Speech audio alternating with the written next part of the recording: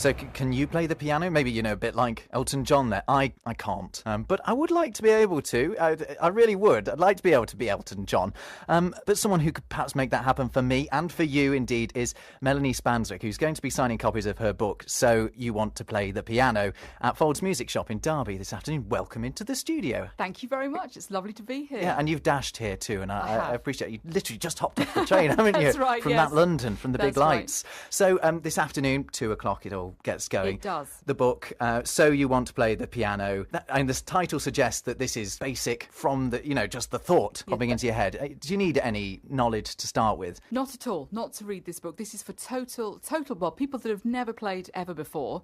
And it will basically just give them some advice about how to begin. Because there's so many different issues that you need to think about before you start to play. And sometimes these issues are forgotten. So this was the idea behind the book, actually. What sort of issues are we talking about? Well, what kind of piano to get, what kind of piano teacher, that's quite crucial. That'll make a real difference to your experience of learning the piano. What kind of piano books, what type of exams to take, how to start performing. It's got all different aspects in it and some technical aspects too, things about posture and hand positions that might be helpful. Posture? Does that make a lot of... I know it does in my job, supposedly. If I stand up, apparently I sound better, but I'm just too lazy to do it.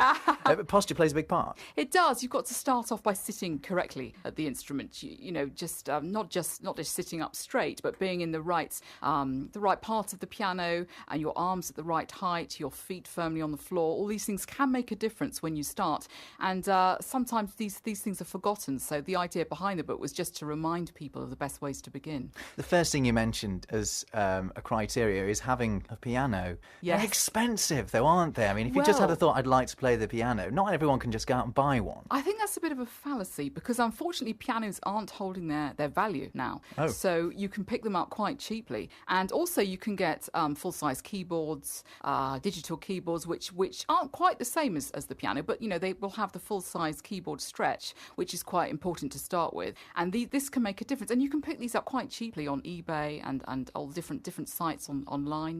Do you need to be able to read music? Not to pick up a piano, no, but you do to start to play. But then hopefully the book will show you the best ways of which books are the best ways to start. There are lots of different books I've recommended in the book, 9 actually, which will help you learn most successfully. It's quite daunting, though, the idea of having to pick up what's essentially a whole new language. That's right. Reading sheet music. I mean, to me, it's just a load of dots and lines. Well, this is where a good teacher comes in, because they'll explain basically very, very slowly, so that you pick things up week after week in lessons. And if you get a good teacher, they'll teach you to learn both hands together, almost from the beginning, learning how to read the notes, and this will make a difference to your learning experience. Now, an instrument that I talk about a lot on this programme, far too much, is the ukulele, but it's one of those things that's growing in popularity. I have a go myself sometimes. It seems to be, yes. Yeah. How is piano doing popularity-wise in terms of, are as many people picking it up as used to be? I think there are. I think that it's always going to be popular, because it's a great instrument to play. You can play it on its own. You don't need an accompaniment. If you think about maybe being a singer or being a flautist or something, you need backing, don't you? But you don't need any backing to play the piano. It's got all the 3 elements, melody, harmony and rhythm, that you need for a good experience. You can just sit down and play on your own. You don't need anybody else. Yeah, and you can impress your friends at parties. You can do that too. That's why we want to do it, really. Well, actually, you speak of accompaniment, and I've got young Kira and Roscoe just getting ready in the next studio. We're going to hear from them. That's a piano played by Kira, who's 9, and Roscoe, who's only 8, and he's going to play the trumpet, but he's also going to be at Foulds later as well. The pair of them are. Because I'm giving, after my talk, the host, Elena Cobb, who's a composer and piano teacher, and she is the author of a wonderful series of books called Higgledy-Piggledy Jazz, which encourages youngsters to do jazz and improvisation, and the trumpet and piano we're going to hear are from her series. Wonderful. Well, this all starts at 2:00. 2:00 this afternoon. Foulds Music Shop, which is on Irongate in Derby City Centre. That's right, and it's being held in conjunction with EPTA too, which is the European Piano Teachers Association. Fantastic association. Okay, well, we're going to hear from Kira and Roscoe very shortly, and I'm going to get your views on how they're doing. A little bit of a critique. I'd say don't be too harsh on them, to be honest, but just judging by watching them, I think they're pretty good. Welcome to Saturday Lunch here on BBC Radio Derby. How's it going? Now, I am in our special musical studio here at BBC Radio Derby, and with me are Ciara and Roscoe Cooksey. Now, Ciara is just 9 years old and Roscoe is 8 years old. Nevertheless, they're each sitting next to an instrument. We've got Ciara on the piano and Roscoe's got a trumpet in front of him here. Guys, you're so young, but how long have you been playing? I've been playing just over 2 years. So you've been playing since you were 6, is that right? Yes. Have I got the maths right there? God, that's really basic maths, isn't it? 8 minus 2, excuse me. And what about you, Ciara? I've been playing 3 years on the piano. Do you enjoy it? Yeah. And why did you take it up? I mean, is it something that you chose to yourselves? Yeah, I chose it because when I'd heard it played previously, I'd really liked the sound of it, and so I wanted to take it up then. And what about you, Roscoe? I mean, why did you pick the trumpet? Because when I was 6, there were lots of other people who played the trumpet. In pre-prep, it's called. Right, and you thought, yeah, you want to be one of them.